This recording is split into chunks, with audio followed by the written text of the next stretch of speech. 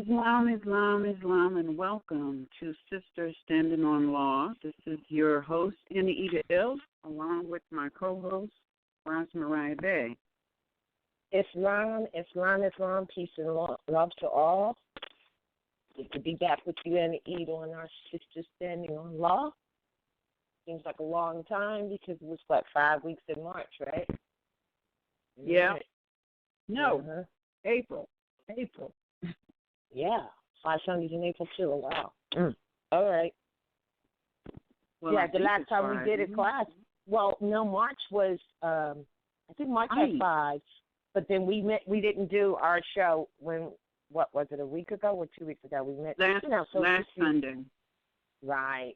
Yeah, we were supposed to broadcast Sisters Standing on Law last Sunday on the 16th, but we got caught up. And so we came and it went, and it wasn't until the day after that we realized, wait a minute, what was we supposed to Sisters Standing on Law? It just came up so quick. You would think, you don't realize it until you're doing a broadcast, how fast a week goes by. I mean, a month goes by, even a week. Yeah. You know, the days are just going by so fast. And the earth vibration's moving up, too, so stuff is literally moving faster, really. Yes, it is. And that's all about the astrology, which actually is the subject of today's broadcast. It is actually entitled Spring Equinox, Easter, Ester, Venus. What is the relationship? Many of us have simply taken things for granted, never really researching to have knowledge of an event, time and cycle, planet, and more.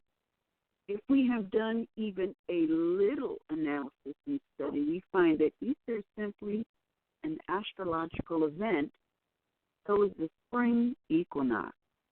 Have you ever wondered what the relationship to each other are? Study. There is so much catching up to do. That was the syllabus that went out for today's class. But I just want to, I'm very literal. So when you say to me, okay, the spring is in line with the spring equinox, which is roughly about the March 20th, 21st, one of those days. And we can know specifically which day if we turn to the stars. So that's it. That's all there is for me. So, actually, I was talking with Roz, I think last week, maybe even the week before, and I asked the question, well, what really is Easter? Why is it called Easter? What if I was to look in the sky, how would I know it was Easter? What planetary alignments let you know it's Easter? And what is Easter in Ester? And then she threw in Venus, and I was like, okay, so what is the relationship between Easter, Ester, and Venus? And it was very confusing for me. Because I'm very literal, okay? Just tell me 1 and 1 is 2, and I'm good. But don't tell me there's 1 and 1, but 1 and 1 doesn't always equal 2 because there's a third party to the equation. I'm very literal. So because it took me a minute to get it, and I had to, because she explained it to me 2 weeks ago, and it was confusing, and I think I probably just tuned out. It's not important. I know the spring is March 21st. This Easter thing, it's not important. And then she explained it to me again last week, and I got it. So I thought that it would be really interesting for her to explain it today on the Sisters Standing on Law, being that Easter, Ester, Venus is all about the feminine energy, and after all, this is sisters standing on law. And I felt that, trying to make it one of the many topics on a Tuesday broadcast might be a little too overwhelming because, like I said, it took me a week to just throw it away so that I can come back and absorb it. So I felt that entire broadcast needed to be dedicated to the explanation and maybe even the question because it is literal. And when Ross finishes explaining, you will get why it is really literal. There's just a whole, and then we threw in the Nicene Council and when they were going to decide when Easter would be, and I was like, okay, I don't really care about them because they are not an astrological event. I just wanted to get it from an astrological perspective. So I got it. So I said, let's talk about that. It's interesting how you said. Now, I just want to make sure my volume is right because I had a problem with my phone and I got this new apparatus. Am I cool? You sound great. No feedback at all. You sound great. All right. I hooked it up right now. Write it down. All right. It's interesting how you said, well, I don't really care about, it's not the Ecumenical Council, by the way, the Nicene Council. I think you said ecumenical, the Nicene Council. No, I said Nicene. Oh, you did say Nicene. Oh, all right. Oh, cool. I'll explain that in a second. Because it's the Nicene Council that met that their second meeting was 785, to determine when they were going. The whole meeting, people, was to determine when they were going to acknowledge and recognize Easter. But it's interesting how you said, well, look, I don't really care about that. That is the best thing to do and the way to think. And I would ask all the listeners to do the same thing at this moment because it has nothing to do, the real deal in terms of what's happening in nature. We're about nature's law, right? So the real deal is that they usurped everything. I mean, think about it for a second. They went to meet to determine when their circle, and it was brought to my attention that a lot of stuff they did is from, as far as religions go, or what you call religions, they're pseudo-religions, quite frankly, all of them, I don't care which one you choose, because even though there's three basic ones, they have so many sections of each one because it's the manner in which someone chooses. You do have religious freedom, yes, but this is very, very important to even know what religion is first before you choose anything, and this is what has been lacking. So for them to decide that they're going to think about it, they had a meeting to determine when Easter would be celebrated or acknowledged. So that means that the order was already there. They were just choosing it their way. They were deciding as they usurped religion, which means they usurped nature, which means ultimately, as we stand here with our feet on this earth, they usurped the woman. That's really what they did, no doubt. So I'm going to try to explain where it's not really complicated, but the first thing is, well, it is complex. And the reason it's complex is because we have had no knowledge. We have not worked from a true knowledge base at all. Now, some people could say, well, how do you know it's true, whatever, what do you mean true? Because it's in nature. That's why. And because, I reiterate, they went and had a meeting to determine when they, in their circle of churches, as it's called, they have their religion based on their circle of churches, not the circle of nature. That's the first thing, not nature, all right? So anytime they go to meet to do that, that's the first sign to you that, well, why are you changing that which is? That's what it is. From the matriarch, which is nature, to the patriarch, which is what we suffer from today. And I say it quite frankly because that's the truth. And for them to go and do this and many other things is only proof to the sisters that they are cloaking you. You. Now, they've done this for generations, and it's a cycle because first they've done this and they beat the sister down. You've heard about the tear, the bites, and all that stuff. Physically, those who have their feet implanted on the earth, because we are energy manifested with a feminine energy, of course. So they'll beat them down. Then their children, their sons, they beat them down. And it's a cycle that comes. Now, right now, we're in a cycle where they're beating your sons down. So mothers who have sons or children, but let's just talk about the sons. But this is the matriarch against patriarch. This is the feminine against masculine, and they're one. However, this is what they have done.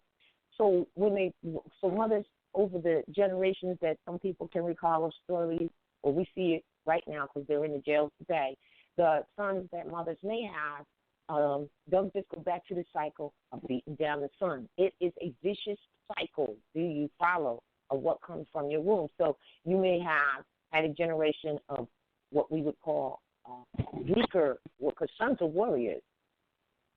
That's a fact. They fight each other over the fact that one called them a punk or whatever like that. That is in their nature, and when that is harmed, then they might change up and be something else. And when they do, there's another social place, engineering, that will suck them in and take them in. So now, in this generation, those who were sucked in, the tie we're in corporate, whatever, they're lost like hell. Lost. Doesn't mean they're not physically inclined, because guess what? It's really in there somewhere. Flight or self-preservation, we had talked about, and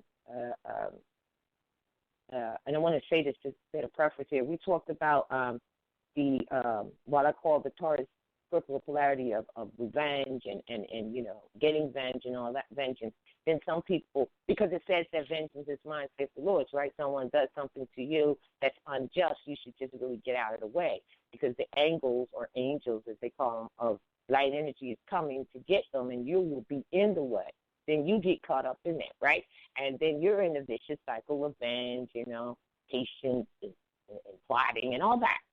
But at the same time, it is written that eye for eye. Now, we have to understand what that means. That means if I'm standing here, or if you're standing there, or anyone is standing there, and someone comes, to punch your eye out, or to harm you physically on a self, then you got self-preservation. You're supposed to react, at that point, of course. So I said that so that the balance is there, and that we understand all these things that are being said, and we don't think that they're controversial.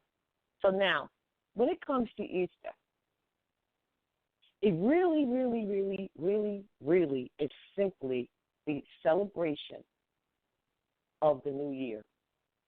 Somebody may be listening and say, well, the new year is January 1. I know that we are beyond that. I trust we are beyond that. It is really the celebration of the new year. It is really when the earth is impregnated. It's not impregnated. It's already when the spring comes, it's giving birth. So it represents birth. It represents the new birth. That's why it's the new year. And when we miss the fact that here's the spring, the trees, the grass is getting greener, the buds are coming out and springing forth from the seeds of, germinating all winter, and then the waters of Pisces, which starts to warm up, right, which is the end and the beginning, the earth starts bringing forth its new birth. Now, who would not recognize that that's the new year? And just as Annie E says, literally, right? So what happens is with them, the indication is the spring equinox. When the sun, S-U-N, because it's all about the traversing through and around and of the sun cycle that we live under. We live under this particular sun. And so as it does its traversing, when it gets to the equinox, equal days, equal nights, but the days prevail. When it gets to fall equinox,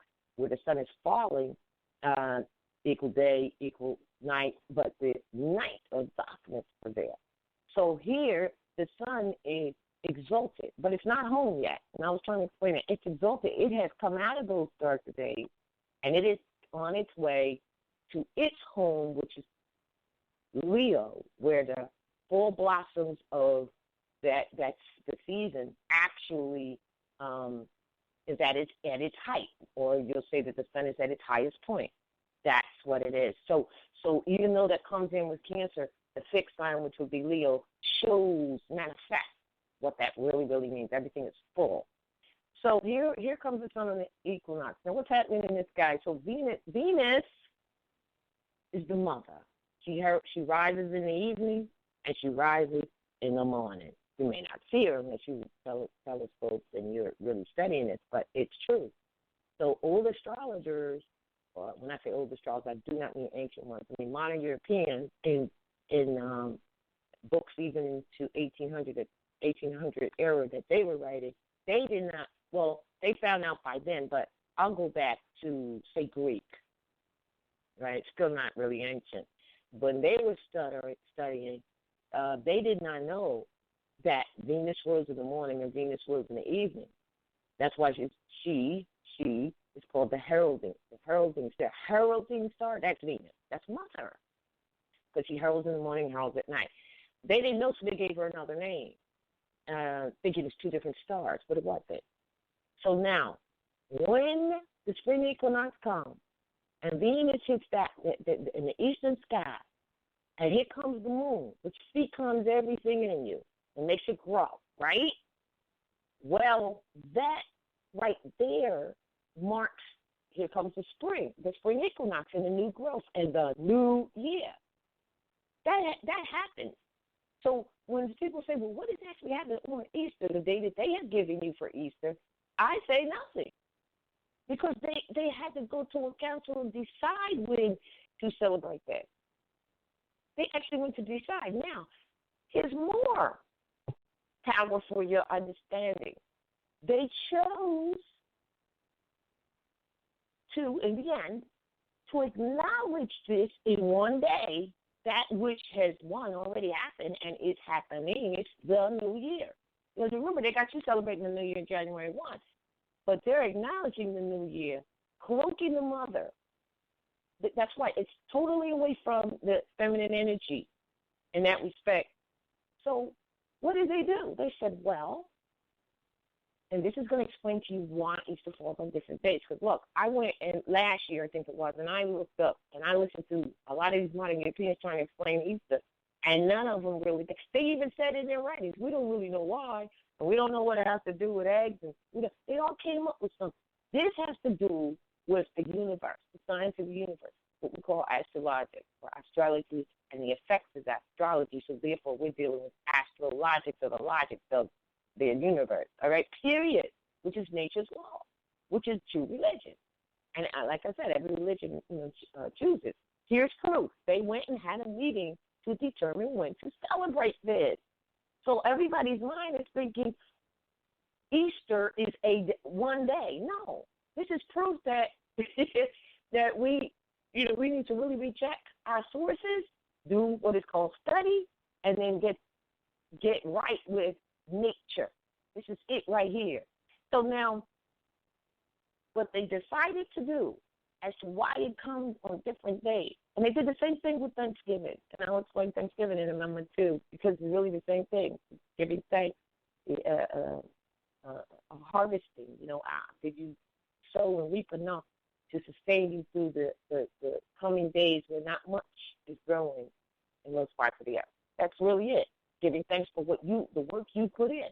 So they have us, so we don't even put work in, and we just worry ourselves about how we're going to sustain through the winter months or whatever.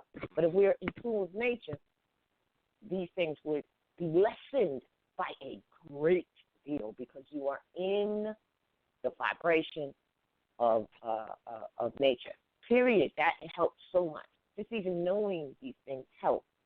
So they decided for Easter now that they would celebrate it. Please hear me. You can look this up and look up. You have to get into Constantine. Now, the reason you have to get into Constantine is because what is that they've done is under the guise of Christianity. All right? The guise of Christianity in terms of the Christian religion portion of Christian crusade. So this is one of the other reasons why you cannot be a Christian, because you got to find out when that was established as a religion and realize that it falls short of your ancient foremothers and forefathers, which tied into nature, back to nature's law. So you can't say, oh, I'm dealing with nature's law and nature's God and so on, and then sit there and do pseudo things and be a Christian. And then for those of you who study the prophet's work and the Quran, you could go to chapter 46, and he tells you when the beginning of Christianity was in, like, it's really just like a paragraph, maybe two. I don't even think it's that much. And he fits it. Basically, to sum that up, Christianity was established for their earthly salvation. He says it in there. He doesn't say not for yours, but if you read it, you could clearly see that, because he's telling you why it began, and then he's telling you when and how. Just check it out. And that it was established for their earthly salvation, because remember, they were slaves. They were born slaves. So it's not for yours. And that's why I tell people, you say you're a Christian and you're dealing with Christian, whatever. This country wasn't built on Christianity. We all know that. But that's another class. And then you go, especially during these times when we're rising, and you stand before, well, I'm a good Christian. And they're laughing like, oh, really? Because we know the tenets of Christianity, so we got you in this jurisdiction.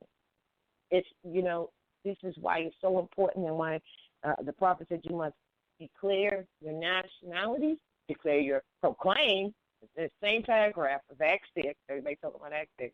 He says, declare your nationality, and then he says, in these days and times, proclaim your national name. And then he says that, you must declare your nationality and your religion. And it's not Christianity. Because now, again, I'm going to go back. I'm losing my place here.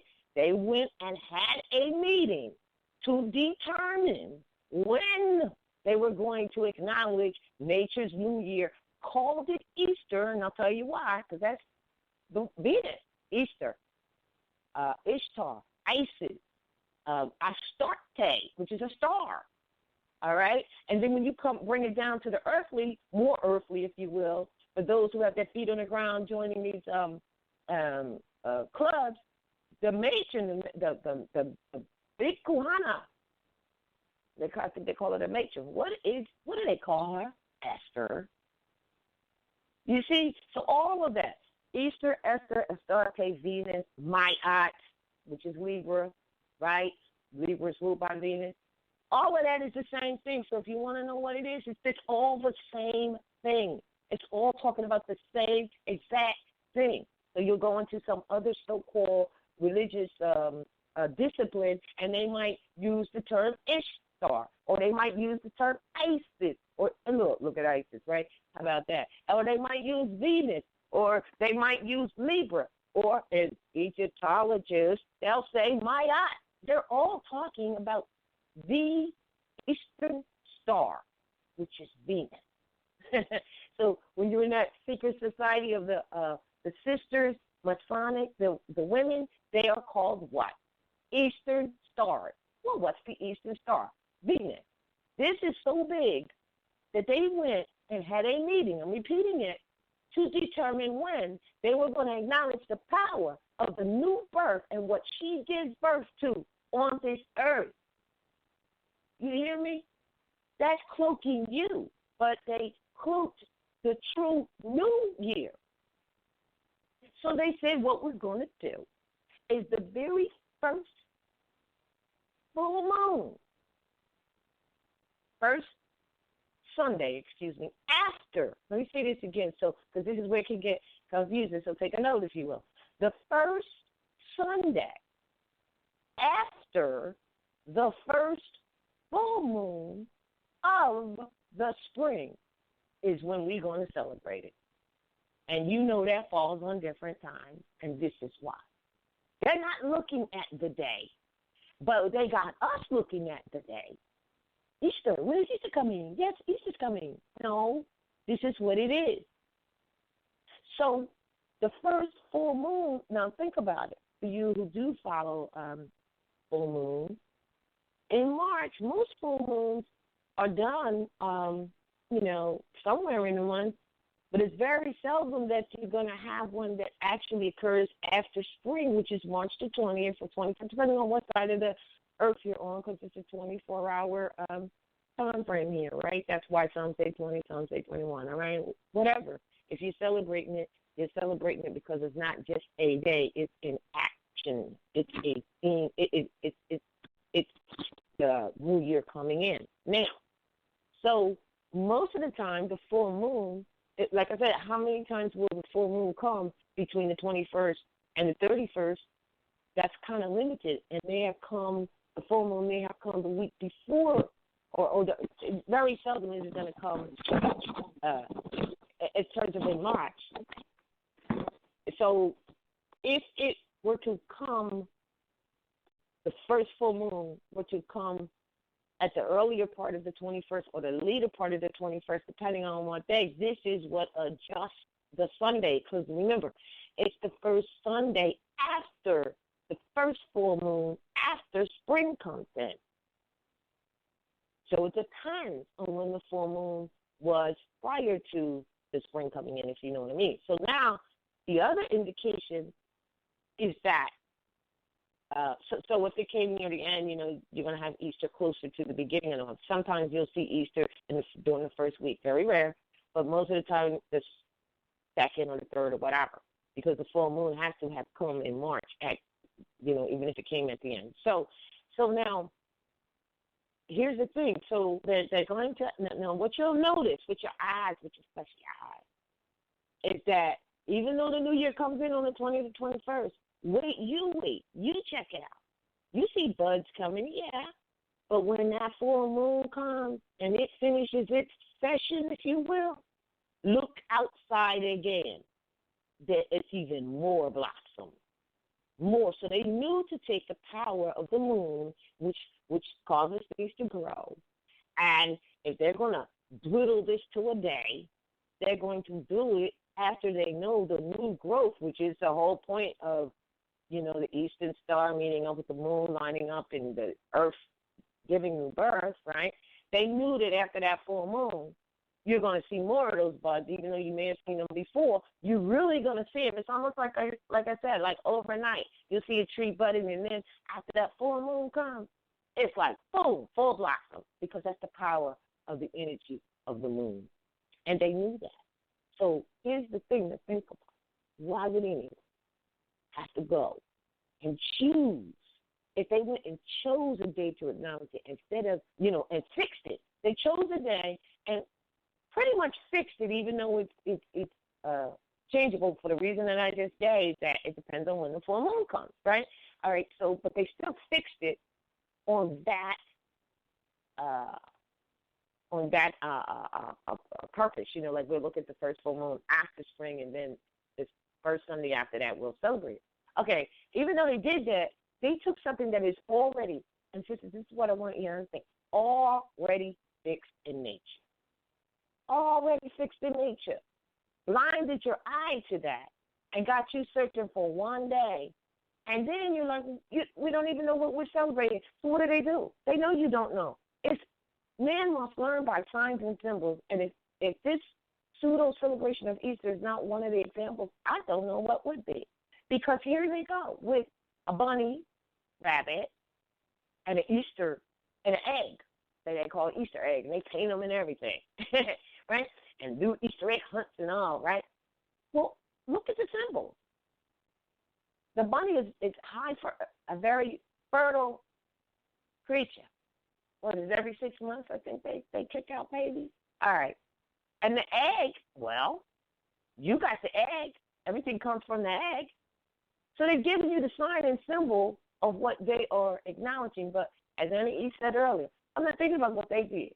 What is the source? What is it? So we take what they fix and spoon-fed us, close our eye to nature all around us, and then we may wonder why we seem to be a bit out of tune. That's why.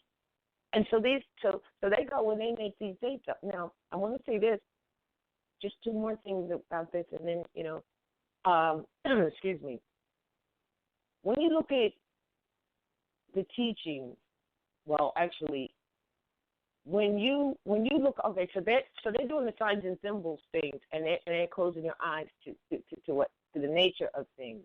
So we need to be able to recognize just how far off we are in hold on a moment, in our place of being aligned with nature by these things.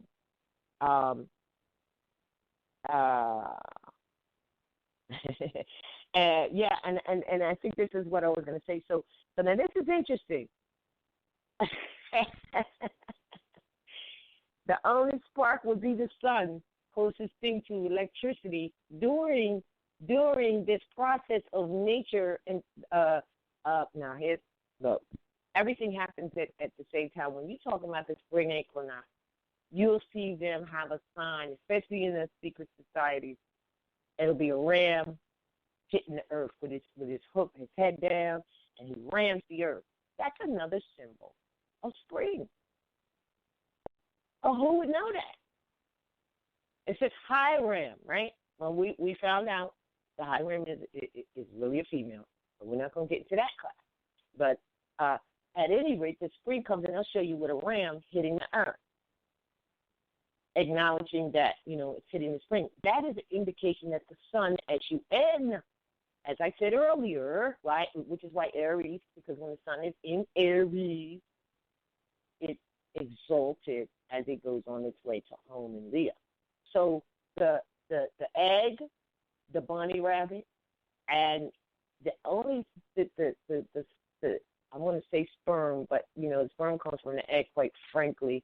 So that whatever comes from her is a piece of her, not a piece of something outside of that. So when the sun comes, it would be likened, and I say sun S-U-N, not sun S-O-N, and that's another thing that they really have done when it comes into nature is confuse what the grand architect she has built in the silent, in the darkness with no hands and no tools. That's the Sonic Order talk.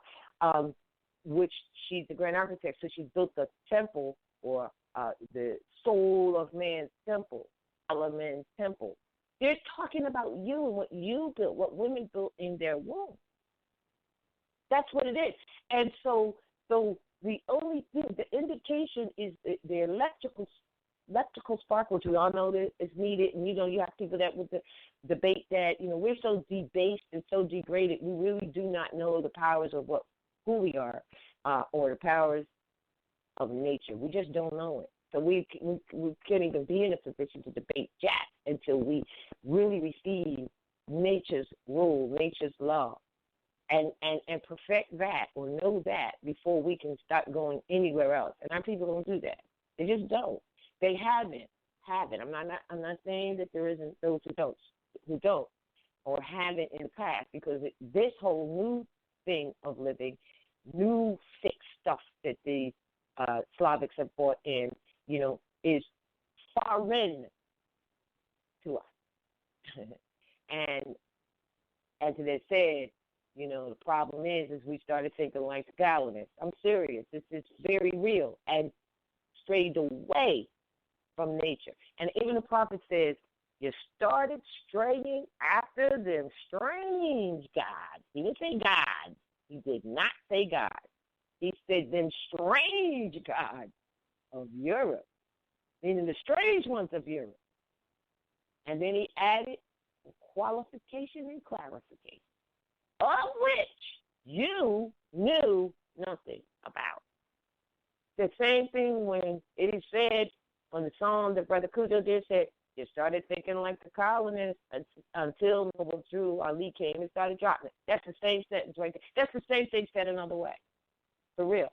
So the electricity portion that we often think in our space now comes from the sperm is really indicated by the S-U-N sun, because this is a conjunctive action of energy that brings in the spring equinox and the sun, of course, the sun and the moon, but nothing Nothing can grow without either. Don't get it wrong. But that's what the ram hitting the earth. It means the SUN is hitting the earth for growth. The moon and Venus, they're all lining up. This is the showdown. It's getting ready to be new birth on the earth. That is being the new year. Now, you got these people having a meeting to determine when they're going to acknowledge that in a keyhole. That's not real. And to fix it, it's already fixed. Go back to the mindset of your ancient foremothers and forefathers, which is really steeped in natural law and nature's law. It is, you know. So now I will say this. We knew that the Nicene Council had met. The first one was, 325 BC, to determine the tenets of Christianity, meaning what it was going to be, the church and all that. That is not your stuff. I'm telling you, it's documented. It is not your stuff. That's why, chapter 46 of the Circle 7 Holy Quran, divinely prepared to meet all the needs of the situations we find ourselves in today. It was prepared from ancient writings, for the most part, and writings that the prophet put this together. He prepared it. Because a lot of people argue, he didn't write that. That's from some of it is from the Clarion Gospel. Well, the guy Levi didn't write it either, which is a European. It's ancient writing. So this was divinely prepared in a neat little packet. And it actually serves and addresses all of the situations you, on this listening end, including myself and everyone else, may find themselves in today. Trust me, when you read, you first got to go in the beginning and read chapter 1, which explains, chapter 1 explains the manifestation from the spirit man to the flesh. And the densities that got thicker, Where do you find that? Genesis 1. For all those people that have gone to church and they read the Bible. The biblioteliotext, it means record of the sun, S-U-N son, not S-O-N. See, that's what they did. They took S-U-N son and they put S-O-N son. And they did that purposely to throw everything off because they're dealing with and trying to bring in a patriarch. All right. Against the matriarch, not anything that is harmonious. So now Genesis 1, man was manifested, on the sixth day, After Genesis 1, that bibliotext actually goes into Genesis 2, when that was what you created. That has not, everybody forgets all about Genesis 1. Now, I find a lot of these people pontificating. It's usually sons that pontificate, right? I'm just telling the truth. I'm not trying to attack anyone, but it's just the way that it daggone is. They're out there because, see, they're frontline warriors, but they're without the real cause, because they have followed after the strange guys and their results of it because their mama did. Not because they did, because their mama did. This is why this is about sisters bringing this thing to where it needs to be. And until we do, it won't be. So I see them pontificating about these things, and they're all talking about Genesis 2 when Adam and Eve was made. And I know you might have something to say about that in a second, but or not with the book you were reading. But they forgot Genesis 1. So pick up your 101, pick up the Quran. So the Quran is chapter 1 is really in sync with Genesis 1, and then it's which is you manifesting the spirit man into flesh, not Adam and Eve and their story. It is not. It is your story of Genesis 1. So again, the Quran, it's in sync with that. And so the first thing on that Quran that you look at, and some people turned off from, and they're only turned off because of their lack of knowledge. They didn't even really study and go to church, not that they had to, or know anything about Yahshua that they call Jesus in the first place, which is our family. Didn't know nothing about that. So therefore, they're really turned off because of what they don't know. But it says on the book that for all those who love Jesus. Why do you think that's on that book? Because all of our people had already been strayed after the strange gods and going to the churches that had fixed stuff, you know, and changed and altered to try to make it the matriarch, which is nature's law. I'm going to keep saying it every time because that's what it is, and turn it into a patriarch. Because, oh, you love Jesus. So they got you in the church that's loving Jesus. You don't even know what you're loving. So let me tell you about it. Let me tell you some of the things that they may not tell you there. That's why the first part goes into those things. Those are very important lessons from the ancient writings, and some of them may not have made it into the Bible that you have in the church circle of the Christian church. And they may not be, but if you seek, you will find. And if you read it, it will speak to your spirit. So that's the first thing. Now, the rest is the divine instructions for you and for us and our family. I mean, it covers a lot of it. You see, and all of it will speak to your soul. Lastly,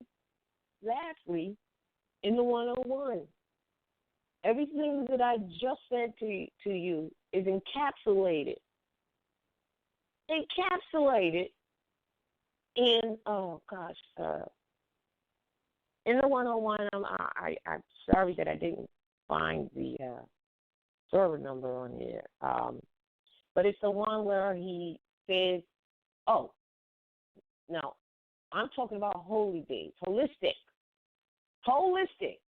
Listen up now, not let's go get a fixed date and refix that which already is in nature and call it, in this case, Easter. And what they this day? Oh, all right. No, not that. Holy day. So why is Friday? That's I think it's I'm gonna say 16. Let me find it. Says why is Friday the holy day? Because it is. First, you need to know that Friday is another word for Freya or Viernus or Ishtar or Isis or Mayat or Libra. I don't know if I missed any. Venus. That's number one. If you don't know that, then you can't understand what's being said with the explanation of why Friday is the holy day. Because that's representing Venus, the mother. And then, once you know that, then you can understand when it says, well, why? Because Friday is the day that man was formed in the flesh. And it is the day that he departed from the flesh. He's bringing you back to exactly what we've been discussing. The mother. You were formed in your mother's flesh. And that's why the Masonic people say, oh, the Grand Architect built Solomon's temple, the soul of man's temple, where the soul rests, the body, in the darkness, in the silence, with no hands and no tools. Back to the 101. Friday is the holy day because Friday is Venus. You were born, you were formed. It's holy because it was the day that you were formed in your mother's flesh. The man was formed in the flesh. You didn't say mama's flesh, but now you got the breakdown. And when you know better, you do better. And if you don't do better, you're going to get left behind in a manner in which you think that you're confused now. You think the people around you are confused now. They are the zombies, the living dead for real. It's not just dead, civil. They are civil a little more too. Friday is a holy day because it is Venus. You got to know that, mother. And Friday is a holy day because it is a day the man was formed in the flesh. Yep, that's in mama's womb. And the day that he departed from the flesh, departed from your mama's womb, from your mama's Lord, your mama's flesh, mama's womb. Birth, new birth. Aries, new birth. Every year on the earth. It's all in sync. So this must be made clear that Easter is a fixed day established by a foreign entity that has nothing to do with nature's law, and it's all supported. And look, when you can come back and read that 101, because I'm going to tell you, when I first read that, I'm talking years ago, it's been, 17, 18 years? I did not know what that meant. No, I did not. And I know, and there's other stuff I didn't know what it meant either. That's why it is to be studied, not parroted. But people figure if you parrot it, that means you're studying. That's not true, because in the education system, you weren't taught to study. And, as a matter of fact, nobody wants to. So during your unfolding of your traversing and your sojourn on this earth, this nature, and understanding, what is happening, you will then be able to understand that verse right there. So it's all tied in. Nobody can make that different. Because, see, when I first read it, I'm like, man was born on Friday, he died on Friday? What the heck is that? That's not true. But that statement is very true when you have understanding, and can stand over what, or have understanding, understanding, and then you do stand under these true facts of nature. It's fine. I did want to add one thing. Yeah. Well, I just want to say one more thing. Yeah. This same thing, listen, this is the same thing that they did fixing, as we want to call, fixing that which is already given a fixed place or date or whatever to that which is already fixed in nature. I mean, how dare they? Because they were starting their own stuff. Remember, chapter 46 says, you see, this is all part of Christian religion. Oh, yeah, Easter. Tell me Easter is not a Christian holiday. Oh, it is. And look at what they have done. Took that which was fixed in nature. How arrogant. Now, it would be one thing if they said, we're going to fix this. We're going to fix this, or let's give another fixed date just so that we could just wrap it all up in one ball and then tell the truth. Or in one day. It's always a Sunday. That's a fact, because out of Sunday school comes the guiders of the nation. So it's always on a Sunday. All right? So what do they do on Thanksgiving?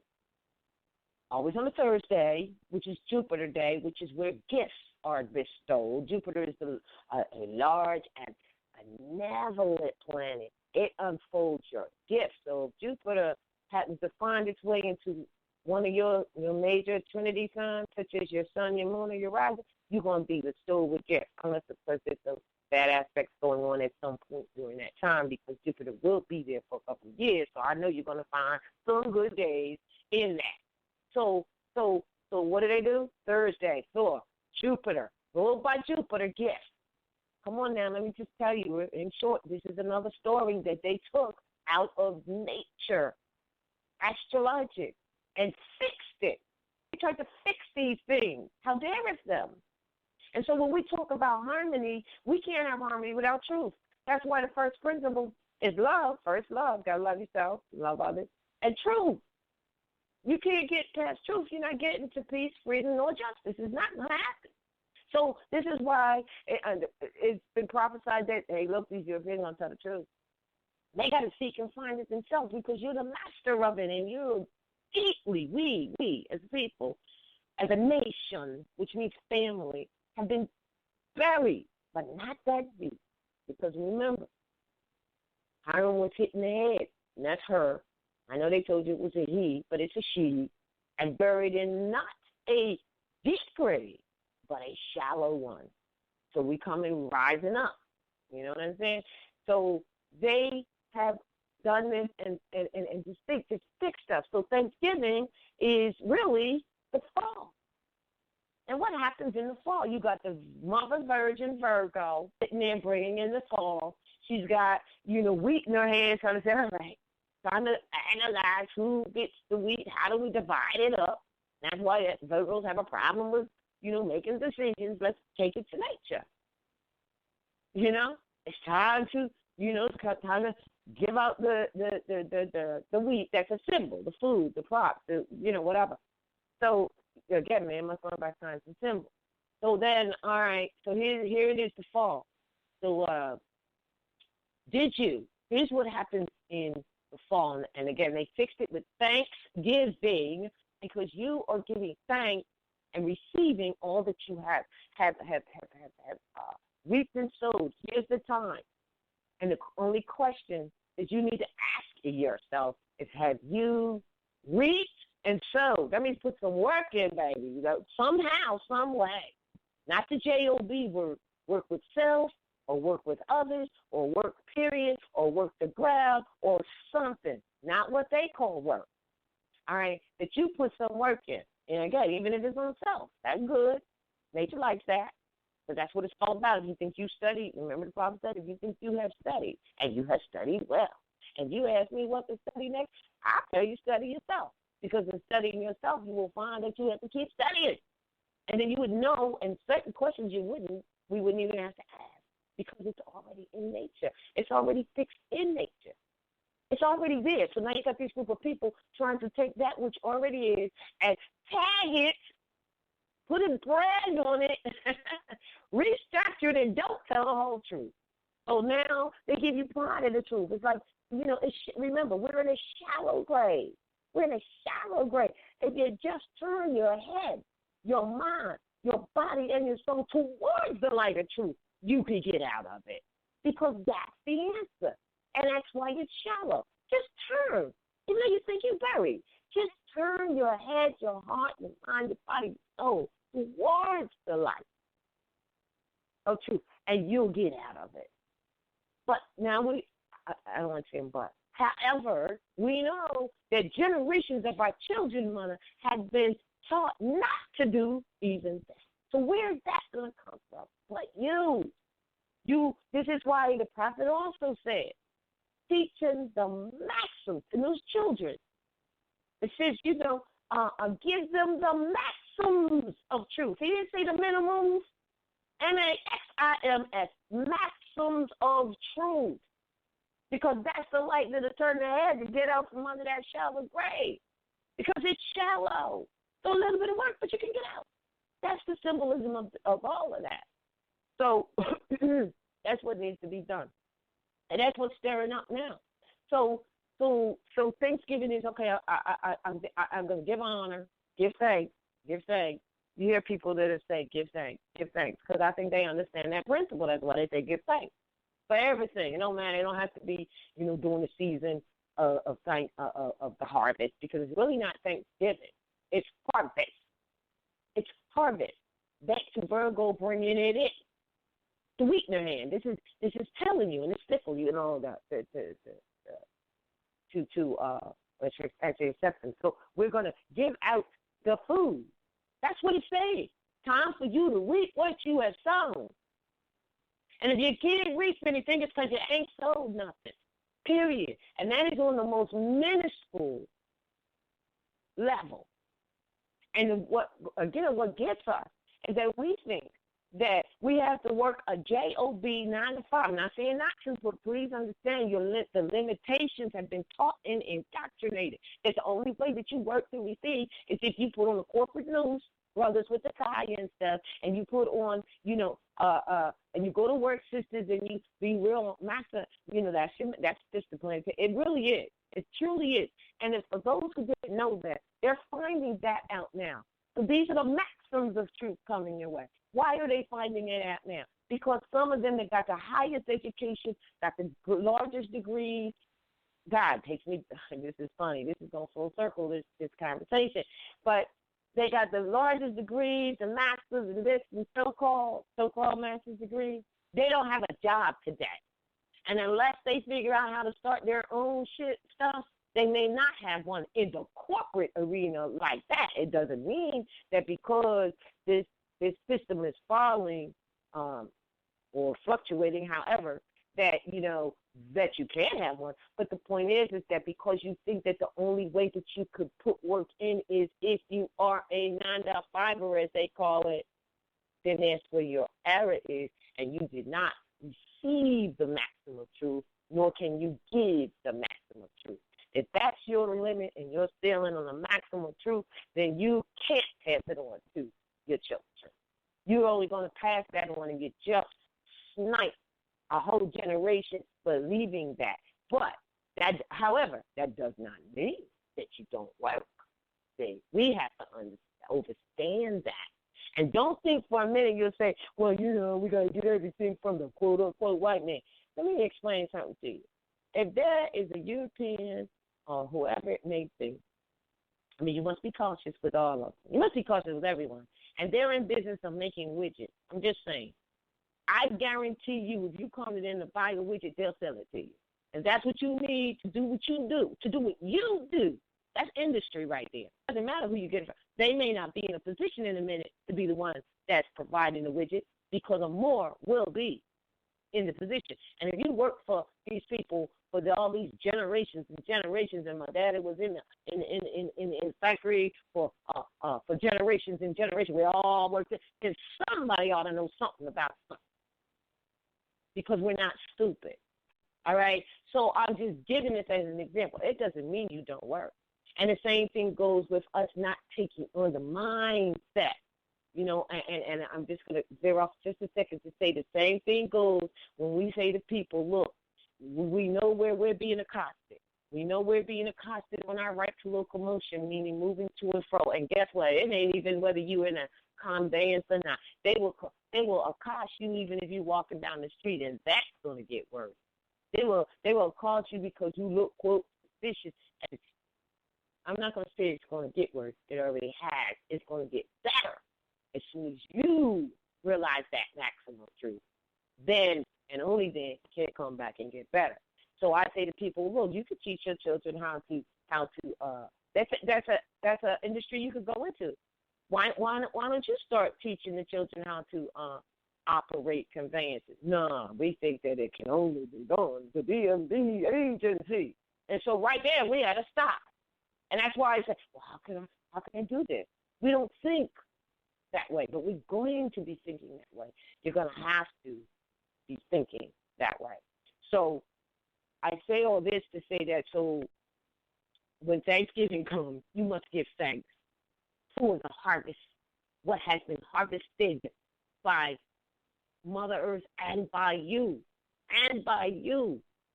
Whatever that work may be, it don't matter. So they fixed that too, and they made it the fourth Thursday of after the of November. Now, why this? Because that's when the season of the of the fall, of the fall. That sometimes we'll call it the autumnal equinox or the fall equinox because the sun is literally falling to its lowest point as it goes in a circle to come back again. And then again in spring, it becomes exalted on its way back home. All right. Now, they also will celebrate Thanksgiving, hiding it, cloaking it once again. But it's really not cloaked. That's what's so crazy. See, once you know, then you see. So they'll call it Oktoberfest. They'll say Oktoberfest. When you see these, there's another name they call it, Oktoberfest. Well, Oktoberfest, I think, is the more prominent one. They ain't doing nothing but telling you that they're giving thanks for the season that comes in for reaping and, the harvest. That's all they're saying. That's all they're saying. And we think it's something, we don't know what it is. We guess at it. Okay, at the very most, we have guessed at it. But the worst is that we think it's some white man thing. And it is, if you think it's fixed. Because it's season. We must acknowledge, if we just acknowledge season, we would be in so much, we would be in better tune with nature, and it would be respected. It would show up in your life, following the wrong energy path. It's just that simple. That's why you got to go back to chapter 46. From the beginning of Christianity, after you. All right? It's not yours. So on this Sunday, and talking about Easter, which is one of the most highly revered Christian celebrations, let's break it down.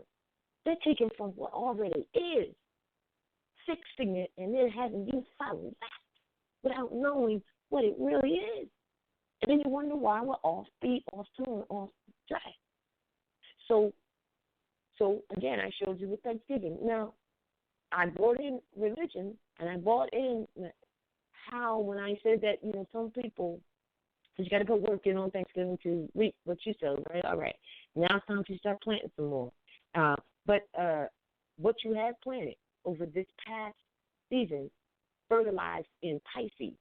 Water, Pisces water, all those what's frozen, but it's germinating seeds.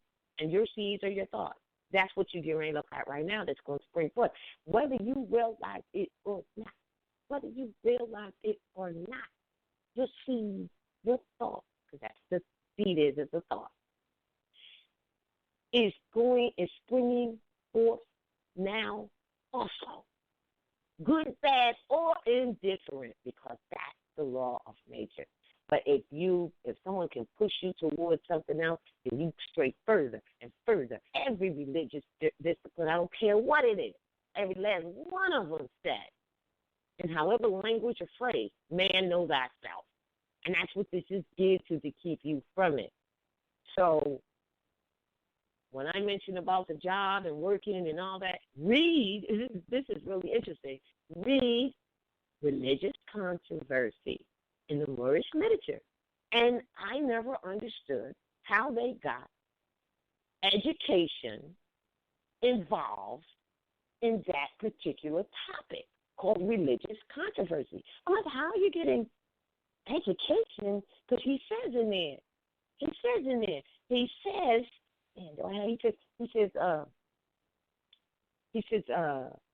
the educated person is a fool right on. That's the topic of religious controversy. Follow this now. The longer he stays in the school, the higher he will jump to defend that education. Now, I didn't get it, but I think I just broke it down to you. With, working doesn't mean a 9 to 5, but also, and this is where people get controversy. That's why it's called religious controversy. People will say, but the prophet said, go get a good European education. I don't know that. He's telling you to go get the white man's education. Right there is a statement of a person that doesn't know. Yeah. This is the complexity, but it is all ease with the maxims of truth. Because a truly good European education, so is the one that you gave to them. It's the one that you gave, period. Why do you think they flocked to the Taj Mahal, the Alhambra? Why do you think they all went to school there? Why do you think that? All right? Why do you think the prophet and message to America pointed you to those buildings that you built?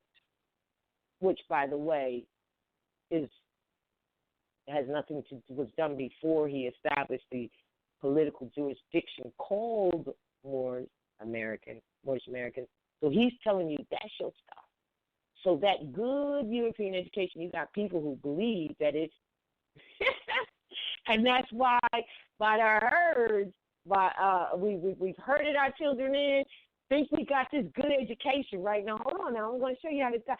Think we got this good education, right? And to this day, find out we ain't got job. We have nothing. We have nothing in terms of education because we don't know nothing. Still. And the people with master's degrees found out that they use the system of education in the mastering degrees wherein they tell you is to receive your master, you must write a thesis. They tell you that. Where they get that from? That comes straight from, in order to change the people, you've got to change the literature. So they use that by degree, to get a degree, not knowing what it really means. They use all of your stuff, and you're all up in it like, yeah, all right, I'm going to do this, and don't really know. Don't really know what it means. So the reason that the education is in the religious controversy, and I'm out after this, I'm going to yield the floor, is because what is going on in your face right now from your moment of birth until death, until the flesh being murdered by these Palestinian forces or whatever it is, however it goes down, these people are practicing their religion. It's real. It's called Christianity. Every establishment, institution, everything is a Christian establishment. Putting a tag in a name is a Christian activity. You know, I had someone say to me, well, I said, no, we don't have names. We have appellates. We have appellations to our spirit, mind, and body. It appeals to it. It's an appellate to who we actually are that you can say or call me by that. But I don't have a name because the name is not just a tag, but it's a Christian tag. And they get all upset. What you talking about? I looked up name in a revised edition probably. So I had to send it to where they looked up the name, where they looked it up, and it says a Christian tag. It says it right there. This is why the prophet said, teach your children with the maxims of truth and show them the way in which they should go. So teach them that, no, it's not what they say it is, it's what it is. And then you get into, of course, another study called etymology, which is a whole other thing. It's like they teach you English, you need to learn etymology. Why do you need to learn etymology as opposed to English? Because it's the atom of the word. And who was the first to speak the word? You. You got the Phoenicians. Where do you think phonetics come from? You see what I'm saying? So we're the ones who taught. So when he said, go get this European education, he mentions that in religion. He's tying the two together, that everything you go to. And I'm not sitting here putting down anybody who wants to be Christ-like, crystal clear, and pure. I'm not saying that because that's another thing. You got to study that to understand that the Christ is the Son. That's the Christ ray. This is their version of their honoring and homage to the Son, which was trying to kill them because they are not birthed or established naturally. Now, I'm sorry, I got to add one more thing I forgot to mention. I know I mentioned the Nicene Council, but look at this. The Nicene Council is a spinoff of what was already happening called the Ecumenical Council. This is real talk, and the reason why it's important to you is because everybody in the Ecumenical Council had brown or copper coat. That's why it's important to you. You can't raise up your children and say we haven't contributed anything to civilization, and then allow or have it so that now you find out that they hid the stuff that you did, who you are. So it's important. So when and I mentioned Constantine because he is the founder of Christianity, who had the meeting to determine when Easter would be, had the meeting to determine what the tenets of the Christian church would be. This is real documented stuff. This is not. But see, if you don't know, if you want to find out about the Nicene Council meeting, you can get it in a daggone encyclopedia, but you got to know who the father of Christianity is and stop thinking it was Jesus. See, that's how you got thrown off the path. So here's how you find. You look up Constantine, and that's when you're going to find the Nicene Council, and that's when you're going to see that he is the father of Christianity. And that's when you're going to see that in 325 BC, they established the tenets of the church through the very first Nicene Council, but it was the 8th Ecumenical Council. They copied off of what you were doing, honoring nature, and they established the Nicene Council from what they saw you doing in the Ecumenical Council. That's fact. You can pull that up in the picture. Actually, we had it on the site, but we realized that it's not there. So it was our spring last year article, but we're going to put it back up. It's going to be edited and put back up. So look for it in the next few days because we're still in spring, guys. It ain't payday, all right? So I'm saying to you that this is why all this stuff is connected. And so when they did the Ecumenical Council and they started their Christian religion, now when you look up the father of Christianity, absolutely being documented as Constantine, it should bring some rise to you as to, well, then I thought Jesus was father of Christianity. No, that's not true. That's a lie. All right? So they copied that, and they started having their meetings. One of the first things that he said, and I think we had it in an article that will be put back up, but you can look it up for yourself. Just punch in Constantine. They don't even hide it. They just don't think you know. They know they have re-educated or dumbed us down so much that we're not even going to search. That's why the prophet says, study, study, study. This is very real and very important. So the first thing that when Constantine came in, guess what was on the coins, people? It wasn't no face of no dead people. It was not a face of any dead flesh body. I'm telling you, it'll be up, but you can go look it for yourself.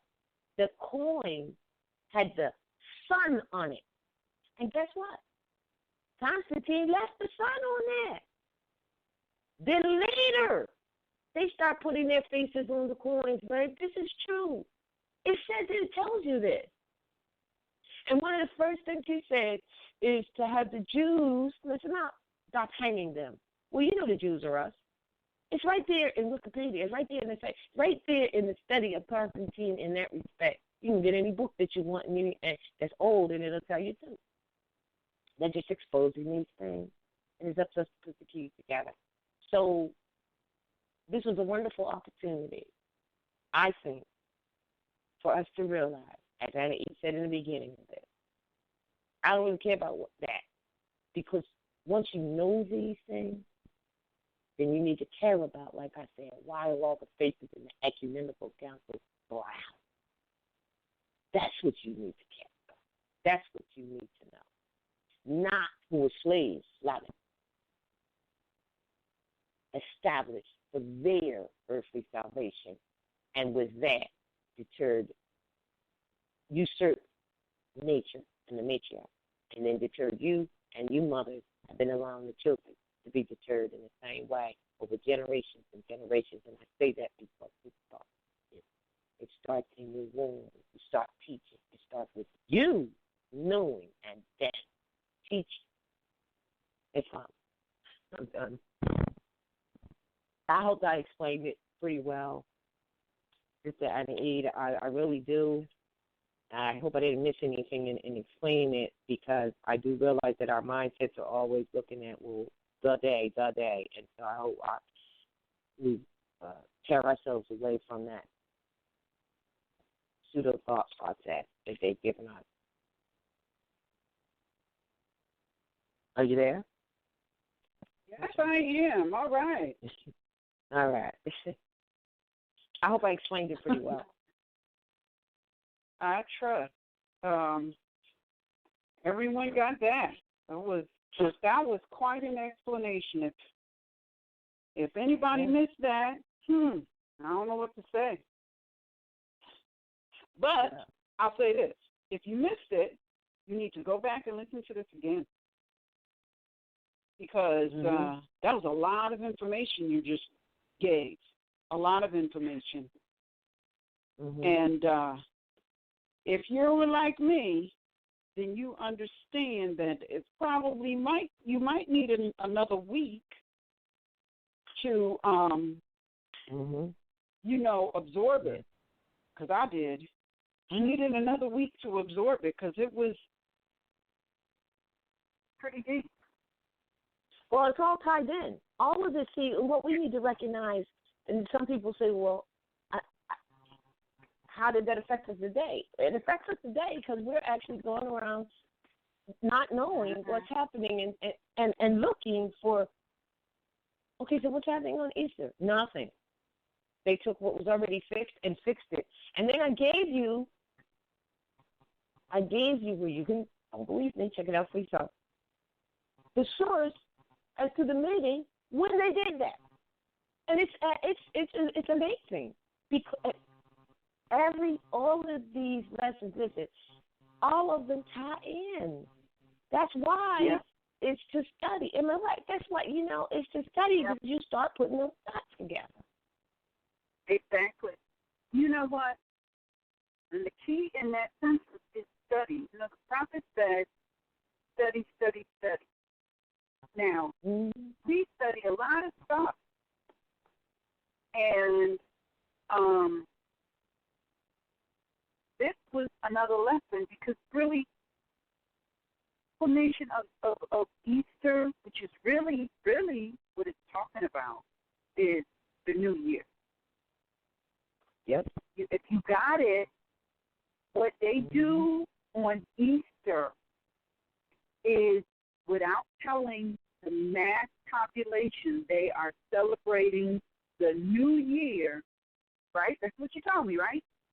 And when you when you look at it, this is what's going on. They are celebrating the new year without telling the masses that they're celebrating the new year. The new year.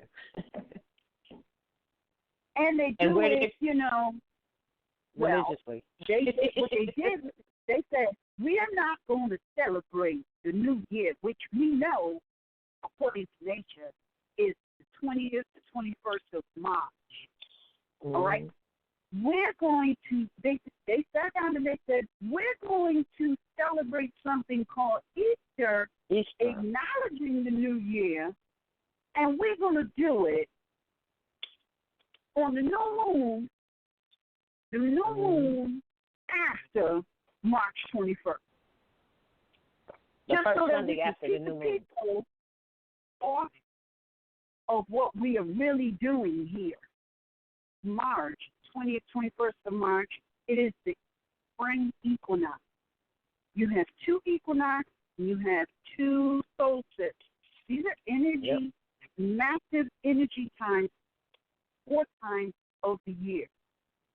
So we don't know anything about science because this is about energy. This ain't no voodoo. This ain't no Christianity. Right. This is a science.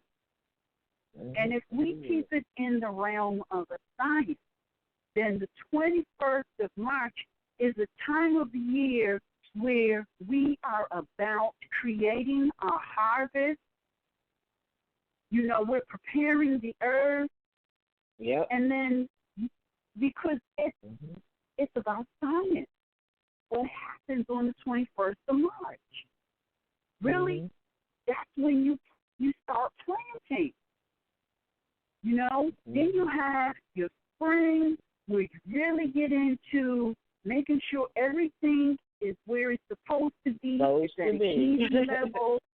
All right? So that when the fall equinox comes, you have done all the tendering or stewarding of the earth that you needed to do so that you can have a comfortable winter solstice. Is that right? Yes, winter. Is it winter or equinox? No, that's equinox. Winter equinox. No, that's equinox, right? Yes. Now, the spring and the winter equinox, what it's telling you is the days full length, and the winter equinox is the nights are equal length, and then the solstices tell you that we're at. How does it go? It's really the traversing of the sun at its highest point and its lowest point. Right, and I love my favorite. Well, I like all of the equinox. I like all of the scientific because there's a science to it. You got the 2 equinoxes, 2 solstices, and they mean something. And you really can't. Well, I guess it's not even about the temperatures. It's about the science. It's about the leveling and where they are. That's really what it's about. Yes. So when you look at this thing that is celebrated as Easter, Esther, Venus,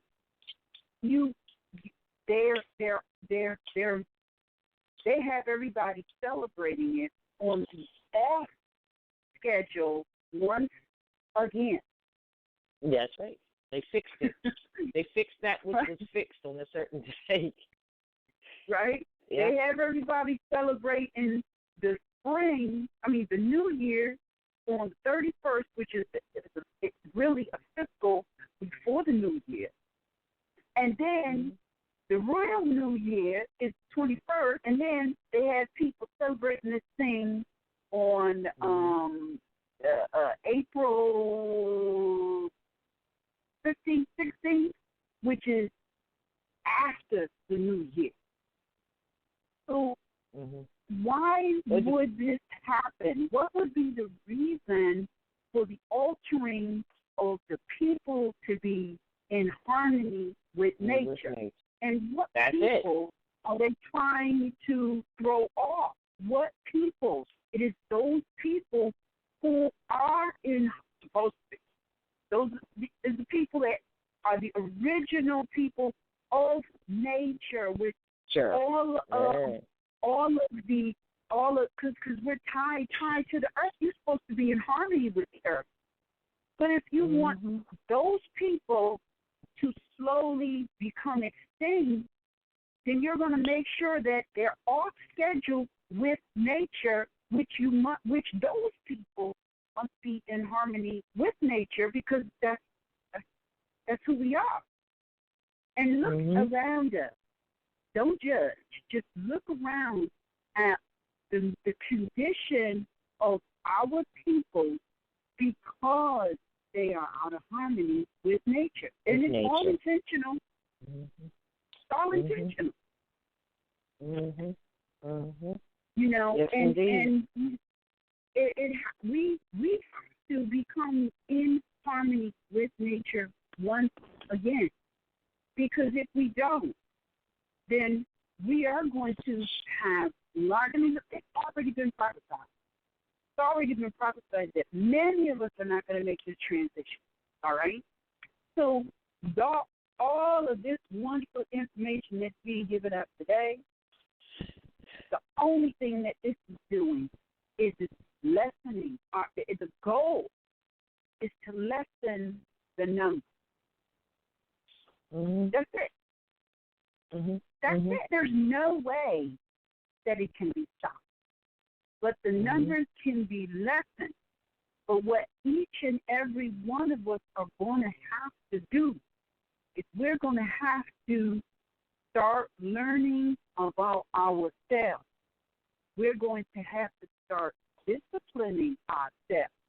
We're going to have to cut off everything that we are doing that is out of harmony with nature, so that we can begin to move in harmony with nature. Not everybody's choice, but I'm telling you right now, you're going to be in harmony with nature. You're going to repel people who have decided to, for whatever reason, to be out of harmony with nature. You're going to repel each other.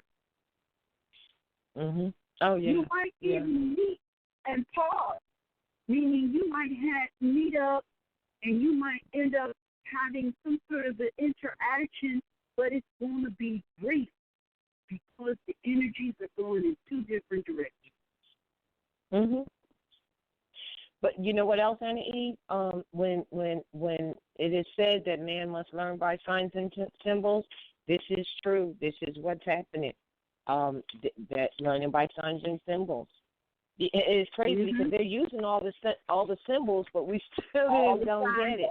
It's about the fertility. It's about the fertility, you know. And if we would just acknowledge those 4 seasons, just that those are powerful energy things, and just acknowledging. People say, well, what do I do to do a ritual? Just knowing it and acknowledging it automatically puts you, I'm telling you, it puts you in a different vibration. Because, see, this is really about the sun and its cycle as it relates to the earth and other cycles. So some people, and I know someone may even ask the question, because we're talking about, well, the plants grow here, the plants don't grow here. This is the time of harvest, blah, blah, blah. All right, well, there's some parts of the earth where it is tropical all the time, but that does not change the fact that this is what I'm saying, as above, so below. That does not, just like the North Pole is always cold, what they say, right? This does not change this cycle of movement of the planetary bodies as it relates to this earth plane and being in this solar system. That's why chapter 1 says, what does chapter 1 say? It says, let the solar stations, they will be your guide. So when you acknowledge this, you will automatically go be in a different vibration. And that is why they didn't want you to be in that better vibration. So they said, for instance, the study of astrology is spooky, devil's work, and kill the people for being in tune with nature.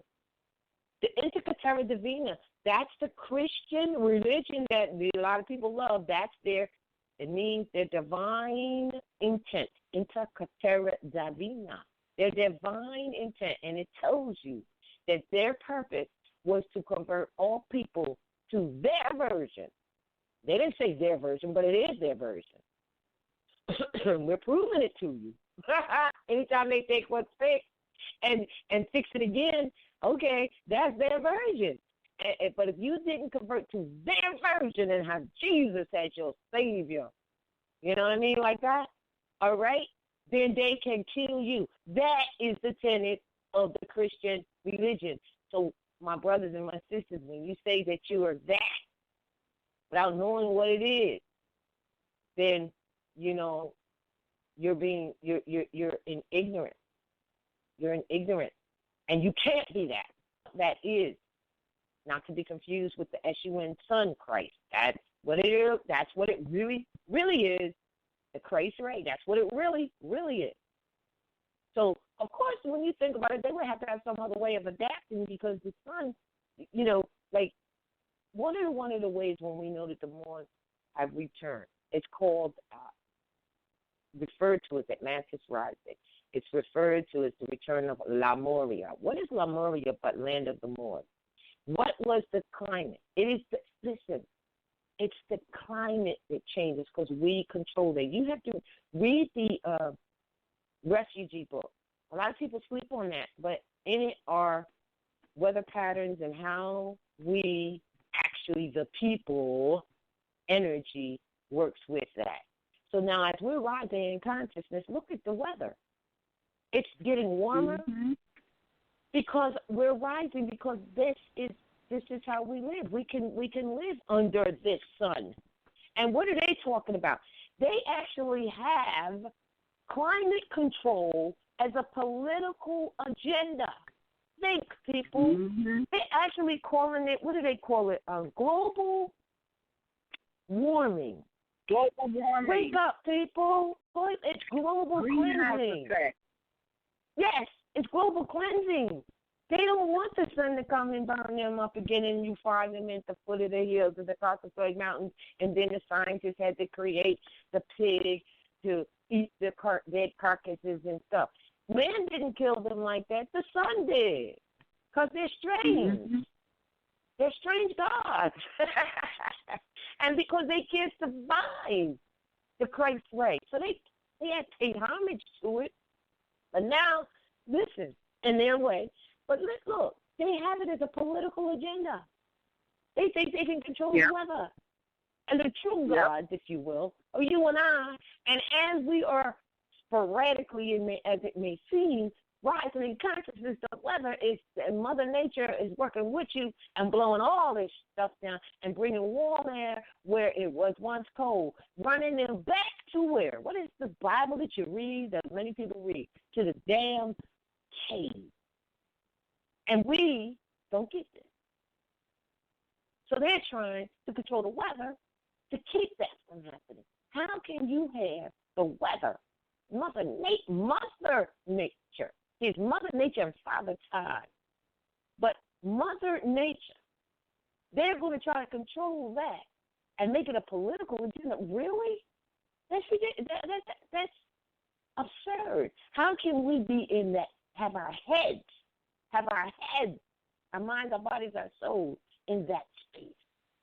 So once you acknowledge these things, just minimally acknowledge the four season changes, which really, it does affect the seasons, but it's really the sun. The sun is the way it's traveling, and then it goes so far west, and then it stops, same time, turns, goes the other way.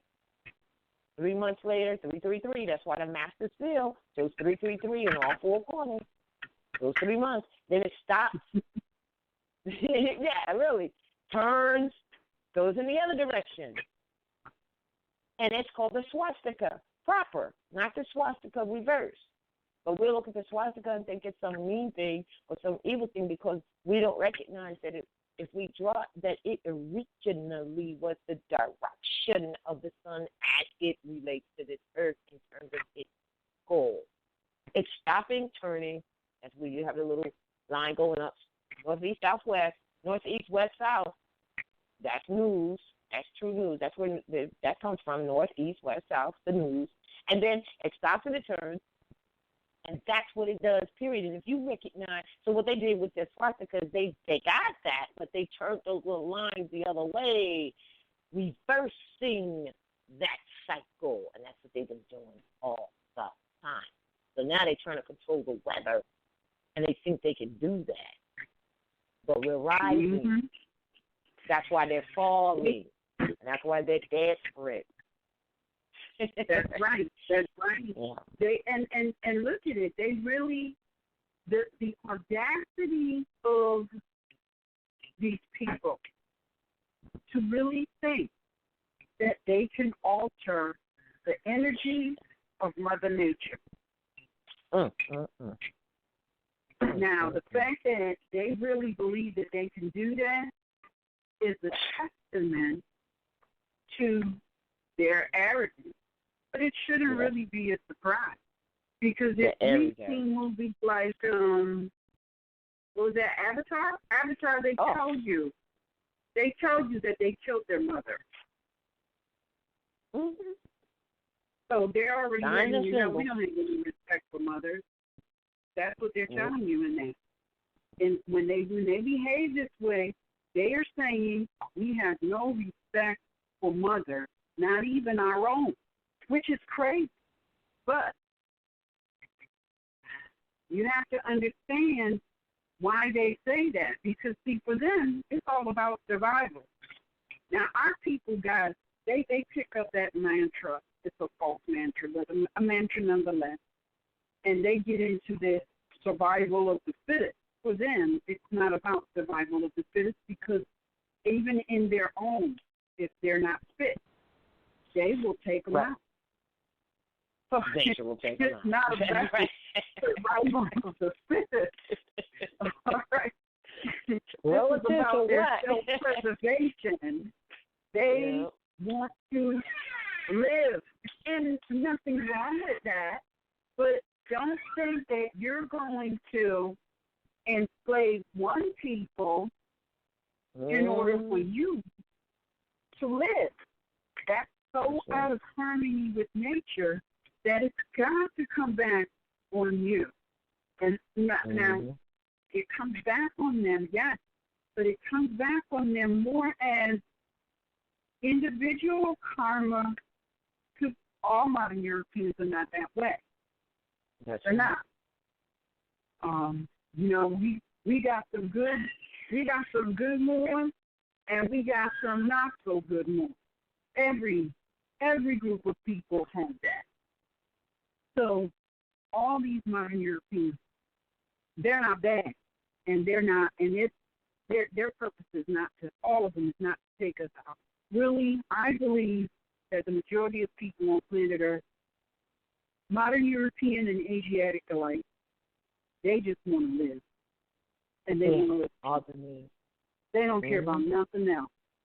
You have a few that are obsessed with, you know, profit, because it ain't about money, because there is no money.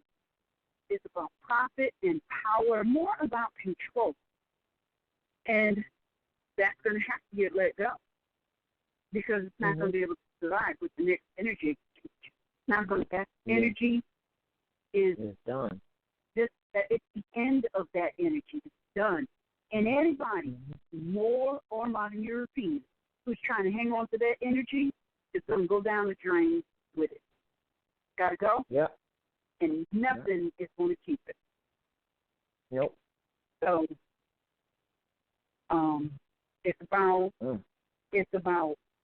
it's about actually people. It's about knowing the signs. That's what it's about. It's about knowing the science. We tell you to know this science is to sit your behind down and study to know yourself. That's not something that is going to happen in one sitting, nor two, nor three. It's not going to happen in a week, a month, a year, 20 years. It's an entire lifetime. Because the whole purpose of us being here voluntarily within our own powers and our own powers of manifestation to create peace and harmony right where you are.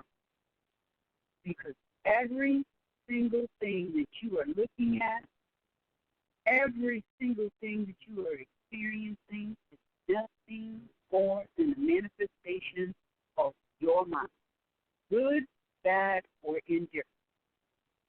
It is a manifestation of your mind, and science, if you understand it, or rather if you comprehend it, and if you work to master it, you can manifest exactly what you do, what you want. Right now, if you, it doesn't matter where you are, and everybody's on a journey. It doesn't matter what your situation is. If whatever you are experiencing, you created it. You created it. And you can change it. Take some discipline. And that's where the science helps you to get it together. This is not about you being the watchers of others. This is about you being the watcher of yourself. Because if there are people, look at years ago, I read a book on forgiveness. I think it was The Power of Forgiveness, something like that. And what I learned from that book is you might have some people that are in your space, come into your space. They might be distasteful, as well as they may be disruptive, as well as they may be downright nasty. Lesson time. Universal principle is like attracts like, baby, so check yourself. Lesson time. That's a lesson. If I can make a comment. Go ahead. Science. That's the science. That's not energy trying to come down. Oh, she coming down on somebody. No. It's my lesson too. It's everybody's lesson. I premised this years ago. I read this book on the power of forgiveness. We know that if somebody is in your space, in your world, you are interacting with them, and it is not pleasant. They can only be there because the same outer world is a manifestation of your inner world. What's going on in you? And it made me really look at the people who was in my space. I went to work changing me because I didn't want those experiences. Did I master it? I mastered it to a degree, but it is a never-ending work in process. And you can tell when you need to work by the people who come into your face or downright nasty. You better isolate yourself and start working on you. And if they're pleasing and uplifting, well, you know you're on the right track. Simple as that. I wanted to comment. It's very, very interesting about the Savior thing. Now, again, you learn these degrees. We're all here to uplift fallen humanity, to do our part in assisting to uplift fallen humanity, right?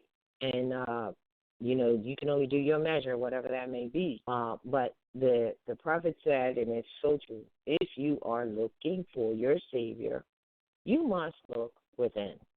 If you are looking for your devil, you must look within. Well, we are at the times now where if that lesson was not learned, you're going to have to Put on your skates and learn it right now, because you cannot save anyone else. You can. You just.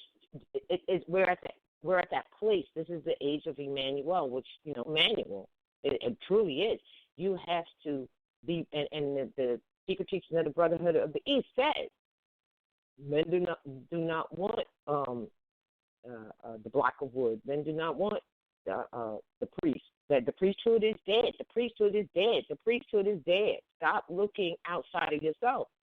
So you're going to have to, now what problem that causes is when people who come in and think that you, I, or anyone else is supposed to be their savior. They're coming with that. And it causes a problem. Now, for instance, like, we have a lot of diversions and things going on. Recently, I had someone who thinks that this is about reparations. Now, I know they got that from, some other discipline, reparations. Well, I know reparations means to repair a nation. And reparations comes along the line if they think that they're going to get some finance back or something.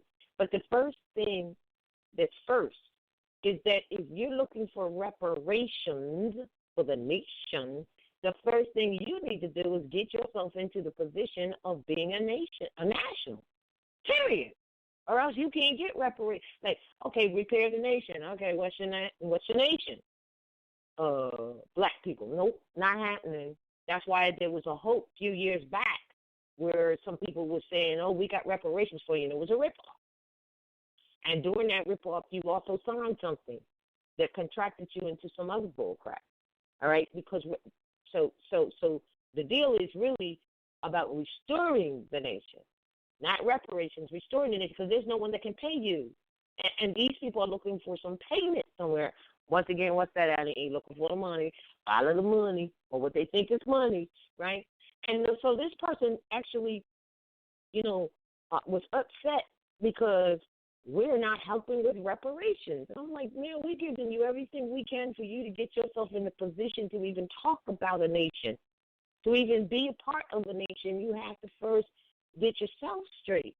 So, they didn't get it. They'll probably do some slander on RVBey about RVBey because they're not really real about the reparations, because in their mind, that's what they think this is.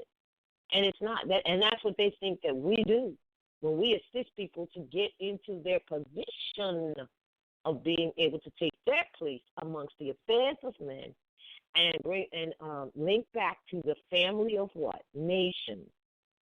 That's what. So they have a misunderstanding based on the indoctrination that has been given to them. They don't get it, and so I said that to say that those are dangerous people. I realized, all right, I can explain this one. If they truly don't get it, I have to kick the dust off my heels and just leave it alone. You know what I'm saying, Eve? Like, there's not more I could say because they don't get it. So then they also were talking, and there's a lot of people, and we see them all the time, they want to go out and save everyone else. This is not, the lesson has to be to first save yourself. That doesn't mean you withhold.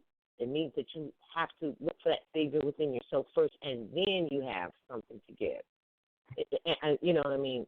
Kind of, sort of, because they can't give anybody what they need to have is from within. They can only shine some light, and maybe that light, just like with nature, you sleep during the dark. When it's dark, building up your melanin and stuff, and then when the light comes, when the sun rises, you rise. So it's the same thing. When the light is given or information is shared to bring the light, it's up to you to wake up or not. And that's why that statement says, wake up, you sleepy-headed Moor. So sleepy-headed Moor. Headed Moor than a mind, because man is mind.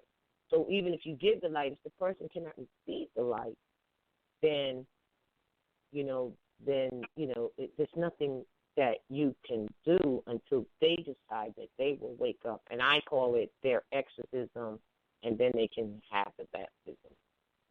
You know what I mean? So I'm glad you kind of brought that up about the Savior thing, because there's so many out there trying to say. Yeah, and you know what? I want to interject something here as well because, there are a lot of people. They think, oh, I'm gonna save this brother or this sister or my mother or my father or my child. Here's the thing: the first chapter, people need to go and really study chapter 1 of the Quran. All right, because everything that happens is created in the minds of man. The mind of man is not created today. It was here from the beginning. Before there was a beginning, it will be here after the end, meaning it has no beginning, it has no end. It's always been here. So we don't know what somebody else's mind has created. Now, we might look at a child, brand new baby, might be born with some issues, and we'll be thinking, oh, wow, whatever could have caused that? Well, because, man is mind. There is no beginning and there is no end. That newborn baby had to learn a lesson in a prior incarnation. And so they're back with that particular challenge to learn whatever lesson they are supposed to learn. Now, us looking on the outside, not privy to what their lesson is, we try to do all manner of things, not realizing this is their lesson. This is the same for everyone. You might see somebody doing something and I got to help them. Oh, they've been kidnapped. Oh, they're holding them hostage. Oh, they just, took their automobile. Oh, they just, whatever it might be. We want to go help them. First of all, we haven't even helped ourselves. Number one. Number two, that is their lesson. That's their lesson. And for every mother who has a child, right? For every mother who has a child. Hello? No, go ahead. I was just going to say, I want to interject. I don't want to cut your wisdom. It doesn't mean that you can't help them. We are helping them, but go ahead. They don't send them energy, good energy, so that they can find themselves. For every mother who has a child, you know that when your child had a lesson to learn, there's a lot of children out there who are out of control because that mother saved them, got in the way of that child learning their lesson. And so that child never learned their lesson. Today, they are experiencing the result of their mother or some family member, not because they don't love them, but because they love them too much. They stop them from learning these lessons because they want to spare them. But in sparing them learning the necessary lesson that they needed for their life. Mothers, every mother who wants to be real with herself knows this to be the case. So the next time, I'm not saying, like if somebody has a situation and they want maybe, if you've done something and they want just an idea of how to begin, give them a template. Not a problem. If somebody gets kidnapped and you know how to write up a habeas corpus to get out, it's on them to take up their cause and remedy it. People have this huge misconception about counsel and counsel. Counsel and counsel means just that. You are advising. You're helping with strategy, planning. You're not writing the plan. You're giving suggestions to the person who has the right plan. Yeah. That's it. That's what a counsel and counselor is.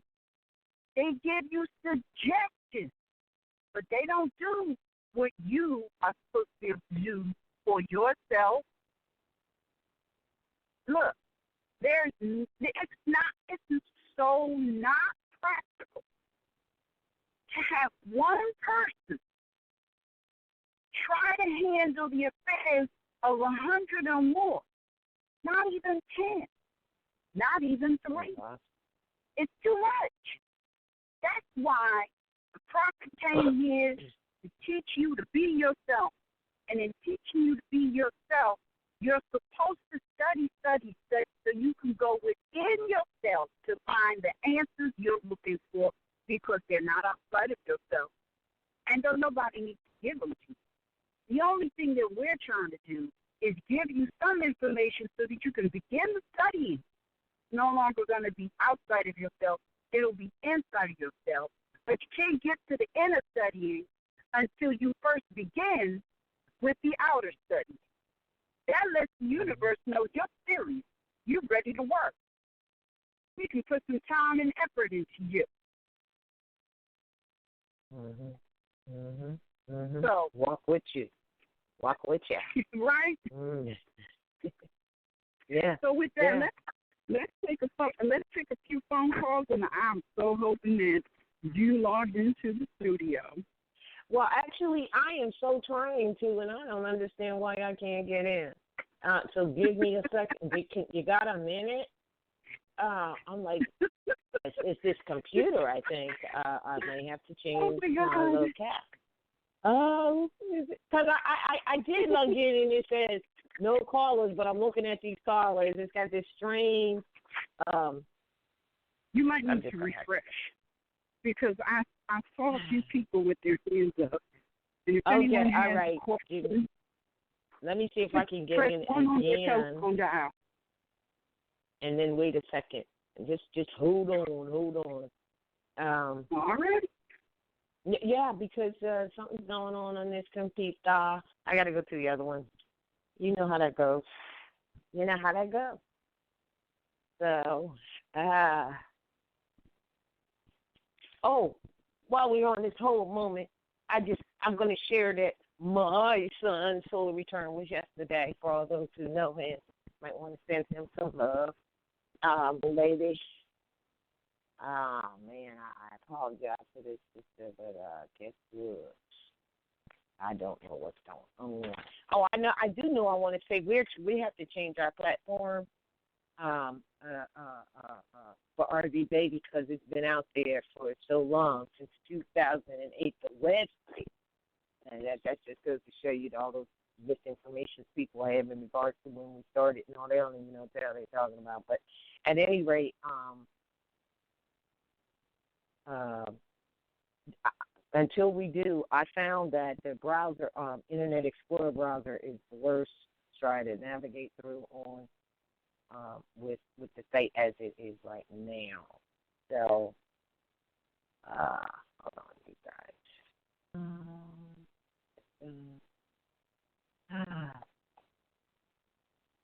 I do all the time. So we trust that while I'm doing this, we trust that we understand all of these.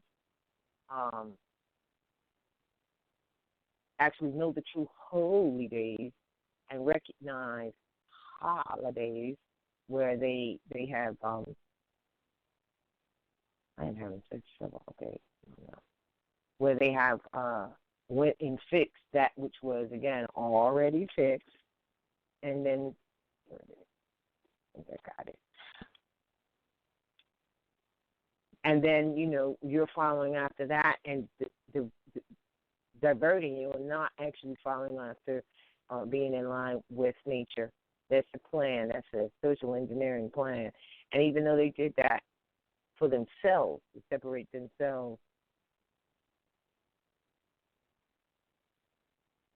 studio, come on now. All right. I'm trying to get you, Annie. Just speaking up. Well, I might be able to. Hold on. Hold on. I'm almost there. I see what it is. Look at that. It's every Right. computer that I'm going to is freezing up on me. Every one of them. I'm in. I got it. Woo, I got it. Let me take a caller. Okay, God. All right. But I'm in. I got your back. All right. All right. Calling 973-280. You're on the line. Keep the calculation at North or at Morocco. Islam. There you go. Islam. Sister Anna Ada L. Sister Roz Carol Bay, obviously Northwest from Exum. I tell you, I've been, sitting in front of me, I have astrology, Astarte, I have the Circle of Life, I have Why Astrology, I have Psychology of Astrology, Volume 1 and 2. I'm telling you, it's like the ancestors definitely talking to me. I feel the energies. And I just pulled out these books about a week or so ago. And it's just, especially when they celebrated so-called Ester this year. And but also going back, I just want to share, going back into the archives and listening to some of the nationality classes. Sister Anna Ada, you were so correct about just being quiet. Stop talking so much. And I mean, that hit me like a ton of bricks. And I'm like, and this is what I've been doing for several weeks, especially since Mom passed on, because it was a little chaotic and what have you. But that's just what I needed, that quiet. And it was like when you said that, you slapped some sense into me with your words. And that's what I've been doing. But for some reason, I just jumped in. And this astrology, it's just been, I pulled every book I had from RVBey. Honestly, I just pulled up and just started reading it and going over it again. And I was able to do some things with my chart because, Sister Rob, I told you I have 2 cancers, 2 waters, and a fire. And every time that Leo's ready to get out there, that water's putting it out. But now that I'm aware of it, I know how to work around it. But I definitely needed this shut up, study, quiet time because it was a lot of turmoil going on within myself. And just like we spoke earlier about having energies around you, people around you that were not helpful to you, you're right. You're so right. And I've seen them disappear and fall by the wayside over the last several weeks and months. And I'm like, wow. Wow. Really? Everything you said today just resonated like, whew. Really? Just, wow. Yeah. Wow. It's like, oh, my goodness. And I'm seeing these, I don't know, I guess I'll call them anger and lights, especially when I'm in total darkness, and I'm like, I don't know, my eyes are closed and these lights are just flashing. And I'm like, wow. There's no light. Yeah, this has been going on for several weeks now. And I thought maybe it's my mom essence talking around to you or something. Yes, because out of the darkness comes the light. That's why being quiet and meditating, and that's what's happening. Yeah, she's probably speaking to you, yes. Yeah, so I thank you for everything. Believe me, I'm study. And you're right, it's definitely a lifelong lesson. I'm here doing what I have to do for me, and hopefully that'll resonate out to my children and other people and what have you, because I definitely have to work on me and will work on me and definitely move forward in the spirit of love. But I also have to laugh because someone was saying to me the other day how, we need vitamin D. And I said, shoot, what are we going to do? Go in the sun? I said, we'll get our vitamin D from the sun. They want you to take Girl, I don't know. They put it in liquid form, but let me be an attest to this, and maybe some other people can relate to that. Last year was the first year in my life that I can recall that I did not soak up the sun when it was in its time, from spring into fall. I did not. And I suffered from it. As soon as the fall hit, matter of fact, my solar return is in the fall. And right after that, I suffered. I went to a naturopath, and I did not have enough C. Of course, that's important. But they also said to take D in a liquid form. And I realized that is so important. And this year, I do not intend to do that at all because it does make a difference. Remember, it's did you reap enough through these winter months? And I realized that I did not, even from that perspective of getting enough of the life-sustaining sun, and I will never let that happen again. And I took that. I took the opportunity. I had stayed out, or I was really busy, and I figured out now how to navigate through that so that does not happen again. And then, you're in air conditioning buildings and all that. You don't never go out nude. That is bad. You have got to get that natural vitamin D from the sun. It is absolutely healing because the sun gives life and it also takes life away. It will kill diseases in your body. It's right. It's a necessity. Sister Carol, thank you for bringing that up. I do have one thing. I'm glad you called because I need you to re-text me because I've been looking, and I have to. You have your new location, and you need your card to reflect. And I also need you to look because you've had your card for a very long time, and I have just 2 sets of files. And on the nationality card, if you would look at corner, you might need a magnifying glass because it's just an in-house number, and text me what that number says also. So left corner. You have upper left-hand corner. Okay. Would you please do that because it's either in the older file or the newer, and I don't know what happened. But you were coming at New York classes at the time that you got that, correct? No, I haven't. I was online in the class. I haven't been to the. Wait a minute. Yeah. You have me. Where were you? North Carolina or South Carolina? Huh? You have me mixed up with the North Carolina Carol. I'm the Jersey Corporation. But you're in the Jersey. All right, Jersey. And that might be back. Where it is. Okay, right, I'm back. Right. I was in the South for a couple of years, but I'm back. All right, well, text it to me anyway, but I just think I figured out what it is. I'm looking. Okay. It's north, not south. All right. But still do so. All right, do so and give me that number. All right, thanks. Again, thank you both so much. Oh, my goodness. Right. Thank you. All right, Yeah. Wow. She was on my mind, too. I've been wanting to. I just needed to contact her. See how it works? Just like that.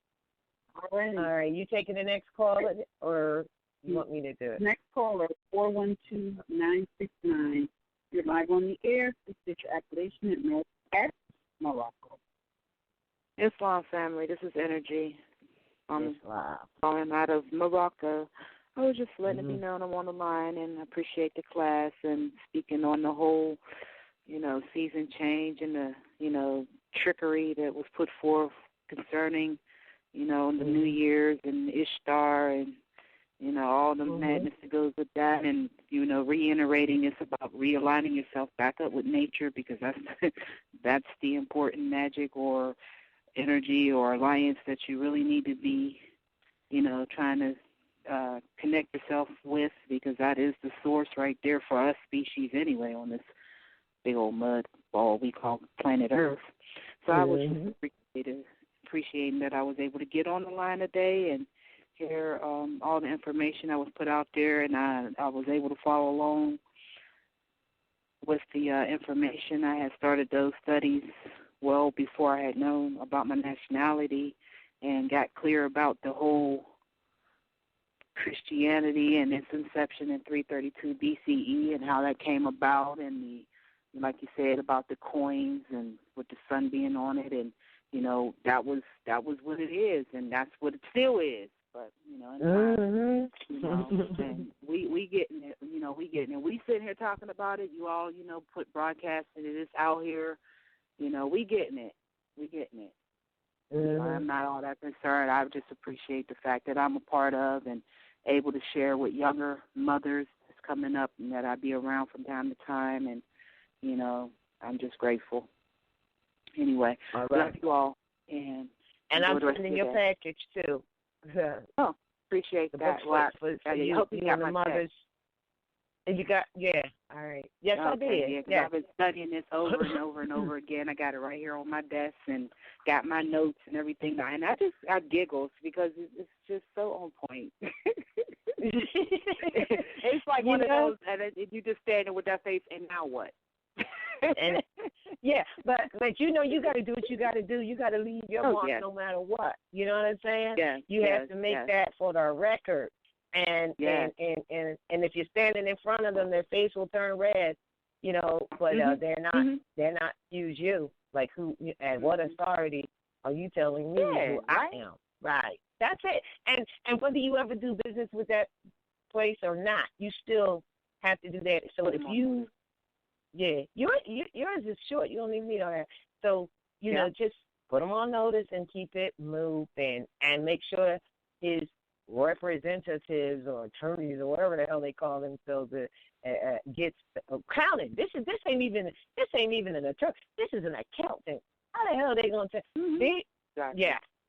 And you know, it's funny because I wanted to bring that up when we're talking about accountants and taxes and stuff, because it relates to this Easter thing. The new year is really what we just expressed here for the spring. They have you dealing with the new year based off of them, and then what do they have you doing in the spring for the new year is doing taxes, because the new year that they're actually celebrating, it's really their corporate new year. You see what I'm saying? And they're counting up all their finances from after you done went through Christmas, a whole nother before I had to do the Christmas thing, but I think people really got that already. So they're calling that, it's really the fiscal. When you go out on January 1 and you celebrate, the bulk of that, although it's off of some activity of the dog star, you know, however, they are really celebrating. You're sitting there celebrating. You're celebrating a corporate fiscal new year beginning, or year end and beginning, based on corporations. Well, really, which is Christianity. Okay? That's what you do. They got everybody in that mindset. Absolutely. You know, one more thing. A brother pointed out, and I appreciate it. He shared in one of his presentations recently. I'm not sure if you're familiar with Savon Bomer. He's been doing works for the last 7-8 years. Inner Standings, I think is the name of his website. Anyway, pointing out the fact that, you know, universal law is what you're to be standing on. You know, you stay in your sovereign, you know, or sovereignty. And he's saying it with soul, as not sovereign, but sovereign.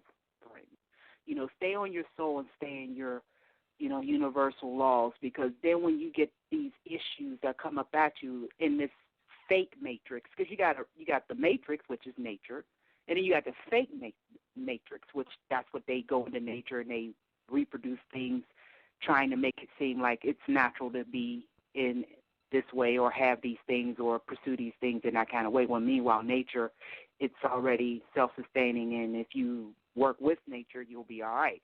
So he was pointing out that he had witnessed someone standing in their sovereign position, and how when policy enforcers attempt to interfere with that, they run into a glitch in their system, because first of all, you're standing in your universal law, and you cannot violate universal law.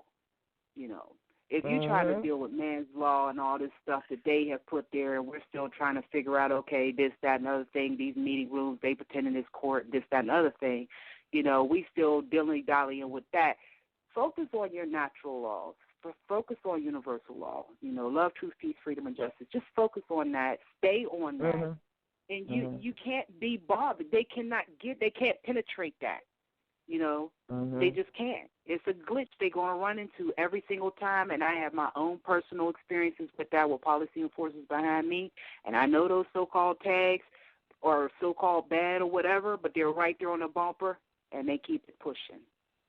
I have not been pulled over or anything like that, because I know who I am. I'm not out here hurting nobody. I'm standing on my truth and just keeping it pushing out here. So when he pointed that out, I was like, and that's absolutely right. If you're standing on universal law, nobody can, and you're upright in it, nobody's going to be able to penetrate that. But you said upright. But people got to get to that point and realize that, let go of fear, because that's the opposite of love. And then you're able to, you know, navigate the way you need to navigate, because we all have a purpose and why we came back into this trap. So since we're here, you know, it's okay to remember, you know, you are energy first and foremost. That's why I go back. You know, first and foremost, you're energy. And then you know, you're taking on all these other lessons, and you'll get this. It's the time to get it. You're going to get it, especially with wonderful sisters like you out there diligently putting the information out there. And the sons that be on the other calls, you know, it's important that the work that you all do. Very important. I appreciate the fact that I know of you. All right. Peace and love. Thank you. Peace and love. Islam. And Ida, I want to add here to support what she was saying. Every man, this is a case law, Cruden versus Neal. North Carolina, how about that, y'all? Every man is independent of all laws except those that are prescribed by nature. He is not bound to institutions that are formed by his fellow men without his consent. That's basically what the sister just said, wrapped up, and it's not just saying it, but doing it in that manner where the prophet said more is independent, upright, and fearless. Islam. All right. And, well, that concludes this broadcast. This is Standing on Law. We have no more questions. And it is 3:21. Right. That was great time. Yeah. So that concludes this broadcast. This is Standing on Law. Make sure and check us out Tuesday, the Principles of Nationality in Action at 9:30 p.m. and Wednesday for Moorish Heritage and History School, and that will be with Abdullah. Yes. Mostly back. Mostly back. He's got 2 weeks. He was there last weekend. He'll be there this week. Yes. Yes. So he will be there giving us some information and knowledge on etymology and history and whatever else comes through he has planned for the agenda. Doors open at 6:30. Class begins at 7:30. And with that, the New Year to everyone. Happy born day, Ms. Ryan. Yes. It was yesterday. That was interesting because he came up and he told me, he says, happy birthday to me. And I'm like, of course, it was my birthday and your Earth Day. Yes, it was interesting. That's hot. Yes, well, peace and love to all, and we shall check back and see you and speak with you and build together on Tuesday. Peace and love. Islam, peace and love to all.